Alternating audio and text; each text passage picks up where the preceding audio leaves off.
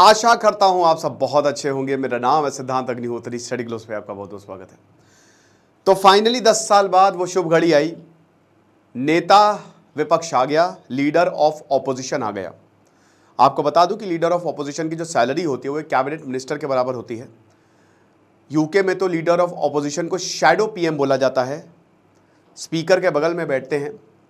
और आप ये समझिए कि बहुत बड़ा पद होता है, प्रधानमंत्री के बाद सबसे बड़ा पद लीडर ऑफ ऑपोजिशन होता है, मान के चलिए आप।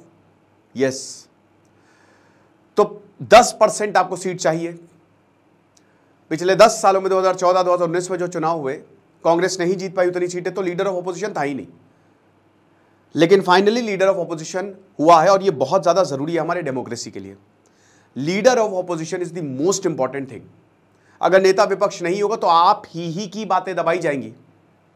नीट पे इतना हल्ला हो रहा है तो नेता विपक्ष आवाज उठाता है, तो इसीलिए नेता विपक्ष की बहुत ज्यादा जरूरत है। आपको याद होगा कि जब बीजेपी ऑपोजिशन में थी और कांग्रेस पावर में थी तो सुषमा स्वराज बखियां उड़ेड़ देती थी। ठीक है, तो अच्छा है, बहुत अच्छा लगा। कल अभी शपथ ग्रहण समारोह हो रहा है, सारे एमपी शपथ ले रहे हैं। ओम बिरला स्पीकर बने और ये बहुत अच्छे सीन्स दिखे, बहुत अच्छा लगा कि यहाँ पे ओम बिरला को स्पीकर बनाया, फिर उनके पोडियम तक छोड़ा तो यहाँ पे नरेंद्र मोदी और राहुल गांधी दोनों ने एक दूसरे से हाथ मिला, बहुत अच्छे से हाथ मिला, और फिर उसके बाद ओम बिरला को कुर्सी तक छोड़ के आए। और उसके बाद फिर राहुल गांधी ने बोला कि जिस तरीके से डेमोक्रेसी को हमारा ख़त्म किया गया, या जैसे हमारे सांसदों को 140 सांसदों को एकदम से निलंबित किया गया, ये नहीं होना चाहिए, हमको इसकी गरिमा बढ़ानी है। लेकिन एक चीज़ और है कि नेता विपक्ष क्रिटिसाइज कर सकता है भारत में, भारत के बाहर नहीं। राहुल गांधी के ऊपर ये आरोप लगाता था कि भारत के बाहर जब कैम्ब्रिज में गए थे, यूके में गए थे, तो वहाँ पे उन्होंने भारत को क्रिटिसाइज किया था, तो वो अब नहीं कर सकता। तो यहाँ पे राहुल गांधी को अपनी इस बार कंट्रोल करना पड़ेगा। बट अच्छी बात है, लीडर ऑफ ऑपोजिशन जो है वो होना चाहिए। तो चलिए हम बात करते हैं, लेकिन उससे पहले हमारी ऐप आ गई है, आप कोर्सेज को अवेल कर सकते हैं। गूगल ने रिस्टोर कर दी, थैंक्स अ लॉट गूगल। तो हमने अपील की थी, तो स्टडी ग्लोस जो ऐप का लिंक है वो डिस्क्रिप्शन कमेंट बॉक्स में दिया हुआ है, फटाक से कोर्स को अवेल करें। तो अब लीडर ऑफ ऑपोजिशन कैसे काम करता है, क्या होता है लीडर ऑफ ऑपोजिशन? ठीक है, 2004 में राहुल गांधी जो है वो सांसद बनते हैं। ओके, और राहुल गांधी जो है इस समय लीडर ऑफ ऑपोजिशन है, इंडिया अलायंस के leader. So the member of parliament Rahul Gandhi जो है उनको नया लीडर बनाया गया है। और ये जैसा कि हमने बताया कि पोजीशन जो है पिछले 10 सालों से खाली थी, हर किसी ने इसका अभिवादन किया है। इस बार इलेक्शन में हर कोई खुश था। बीजेपी खुश थी कि उसने सरकार बना ली, ठीक है, भले बहुमत नहीं है लेकिन वो खुश थी, उसने सरकार बना ली बढ़िया तरीके से, उसकी सरकार बन गई, पीएम मोदी जो है वो वापस प्रधानमंत्री हो गए। कांग्रेस खुश थी कि उसकी सीटें डबल हो गई। इंडिया अलायंस खुश था क्योंकि वो इस बार 240 सीटों के साथ वो जो है वो एक तगड़ा विपक्ष बना। राहुल गांधी खुश है कि वो लीडर ऑफ ऑपोजिशन बन गए। अखिलेश यादव खुश है क्योंकि यूपी में उनका अच्छा परफॉर्मेंस रहा। नोटा खुश है, ठीक है, क्योंकि ईवीएम खुश है क्योंकि उस पर किसी ने सवाल नहीं उठाए इस बार, तो हर कोई खुश है, एवरीवन इज हैप्पी। ये हैप्पी इलेक्शन है। ओके, तो मल्लिकार्जुन खड़गे जो कि कांग्रेस के चीफ है 2014 में, वो लीडर ऑफ ऑपोजिशन राज्यसभा में थे, ठीक है ना। और उसके बाद लीडर ऑफ ऑपोजिशन बने कांग्रेस के, कोई ना कोई भले रिकॉग्नाइज्ड नहीं, बट अब उसके बाद ये पोजीशन जो है ये बहरामपुर के एमपी अधीर रंजन चौधरी को गई 2019 में। Congress leaders they were part of the panels to select candidate for high positions. ठीक है, ये सही है कि आखिरकार कौन रहेगा। आप ये देख सकते हैं जैसे 2009 से लेकर 2014 तक, ठीक है, सुषमा स्वराज रही, ठीक है, और सुषमा स्वराज जो है बहुत तगड़ी लीडर ऑफ ऑपोजिशन थी, बखिया उधेड़ देती थी भाई, क्या वक्ता थी, क्या ज़बरदस्त इंसान थी, बहुत ज़बरदस्त, ठीक है, लेट सुषमा स्वराज।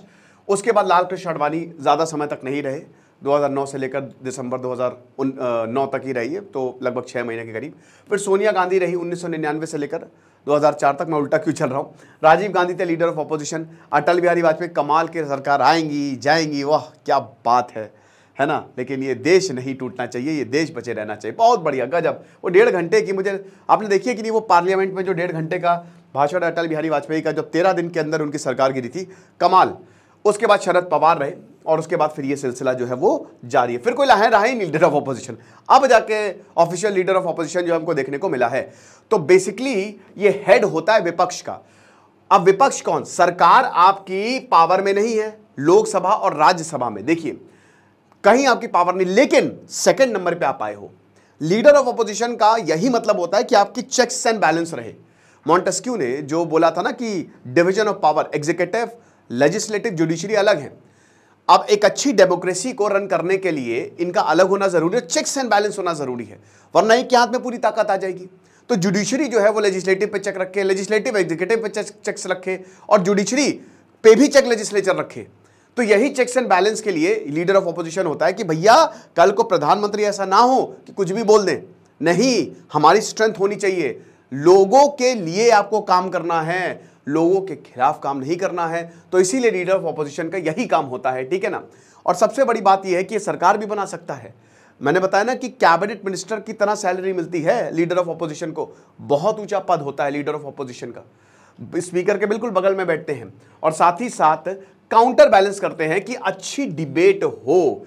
कंसेप्ट यही है कि डेमोक्रेसी को जो है वो स्ट्रेंथन किया जाए और अकाउंटेबिलिटी प्रधानमंत्री की बढ़ाई जाए। ओके, अब सबसे बड़ी बात, कौन लीडर ऑफ ऑपोजिशन लोकसभा और राज्यसभा में हो सकता है, ये भी इंपॉर्टेंट है। राज्यसभा का चेयरमैन कौन है, चलो कमेंट बॉक्स में बताओ।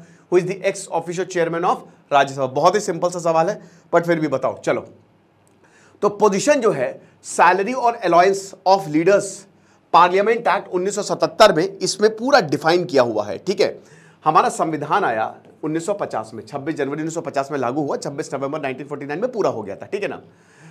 अब क्या है कि संविधान के बहुत सारे प्रावधान बाद में जोड़े गए, अमेंडमेंट किया गया, एक्ट बनाए गए।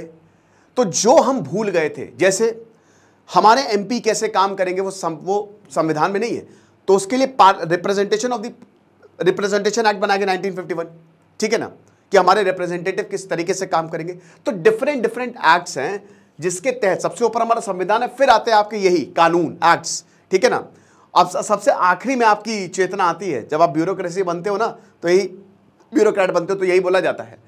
तो इसमें member of the council of state और the house of the people. अब हाउस ऑफ द पीपल क्या है, काउंसिल ऑफ स्टेट्स क्या, वही Rajya Sabha. House of the people क्या, लोकसभा, लोगों की सभा, राज्यों की सभा। So the members of the council of states और the house of the people, as the case में be, who is for the time being the leader in that house of the party in opposition to the government having the greatest numerical strength। यानी कि वो party जिसकी सबसे ज्यादा numerical strength हो, second number पे वो पार्टी जिसकी सबसे ज्यादा न्यूमेरिकल स्ट्रेंथ हो, एक तो सरकार में है और दूसरे में जो सबसे ज्यादा, तो उसका लीडर ऑफ ऑपोजिशन जो है वो बनाया जाएगा, एंड रिकॉग्नाइज्ड और such by the chairman of the council of state. तो जो जैसे यहां पे एक्स ऑफिशियल चेयरमैन कौन होगा आपको बताना है, वो रिकॉग्नाइज करेगा, और लोकसभा में तो स्पीकर होता है, वो रिकॉग्नाइज करेगा, ठीक है ना। स्पीकर के पास बहुत बड़ी ताकत, बहुत सबसे ताकत होती है। जो मेंबर ऑफ पार्लियामेंट है ना, उनके अगर बात करते हैं कि कैसे पार्लियामेंट में डेकोरम मेंटेन होगा, सब डिफेक्शन लॉ की अगर बात करें तो उसमें स्पीकर के पास बहुत ज्यादा ताकत होती है। तो लॉ क्लियर है कि जो स्पीकर है वही लीडर ऑफ ऑपोजिशन को रिकॉग्नाइज करेगा, और वो कौन होगा, जो लार्जेस्ट पार्टी होगी ऑपोजिशन में, right. So the office of the leader of opposition is not mention in the constitution. यही कि संविधान में बाद में आया है, ये बाद में संविधान जब लागू हुआ था तो आज भी लीडर ऑफ ऑपोजिशन जैसे संविधान में कुछ है ही नहीं। पढ़ लो एम लक्ष्मीकांत, पढ़ लो पूरा का पूरा संविधान, कहीं नहीं आपको मिलेगा। लेकिन बाद में जो एक्ट आया उसमें ये संवैधानिक पद दिया गया, क्योंकि ये बहुत ज्यादा जरूरी है। सो व्हाट पोजीशन जो लीडर ऑफ ऑपोजिशन होती है उसके हाउस में होती है, इंपॉर्टेंट है, बहुत प्रिविलेजेस मिलती है। याद रखिएगा कि लेफ्ट में, स्पीकर के लेफ्ट में, ये फ्रंट रो में, लेफ्ट ऑफ द चेयर में ये बैठते हैं, ठीक है ना। और प्रिविलेजेस जैसे भाई जो स्पीकर है इलेक्ट टू द रोस्ट्रम, ये साथ ही साथ फ्रंट रो जब भी एड्रेस होगा, प्रेसिडेंट जब दोनों हाउस को एड्रेस करेगा तो फ्रंट रो में ये बैठते हैं। प्रधानमंत्री के पास सेकंड इनकी सबसे बड़ी पोजीशन होती है। रोल क्या होता है, देखिए रोल की अगर बात करते हैं तो सबसे पहले तो सरकार की पॉलिसी को स्क्रूटनी करता है, ठीक है। जो भी सरकार बनाएगी, भैया आ जाओ डिबेट कर लो, और इसको पास करना है कि नहीं करना है, तगड़े तगड़े सवाल पूछता है। और इनफैक्ट आपके सवाल, हमारे और आपके सवाल जो है वो लोकसभा में पूछे जाते हैं। साथ ही कभी भी सरकार बना सकते हैं, बिगाड़ सकते हैं, ठीक है ना, ये भी है।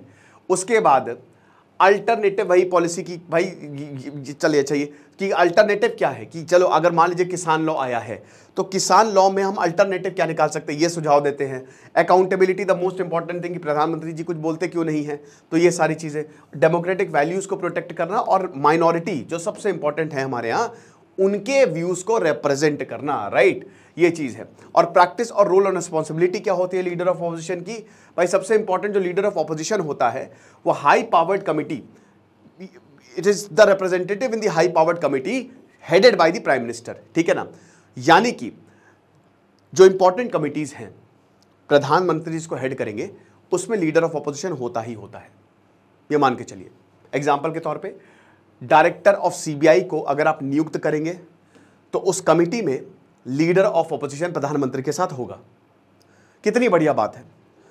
सीवीसी को जब आप सेंट्रल विजिलेंस कमीशन को अगर आप नियुक्त करेंगे तो उस कमिटी में लीडर ऑफ ऑपोजिशन यानी कि राहुल गांधी और नरेंद्र मोदी अब साथ में बैठ के काम करेंगे।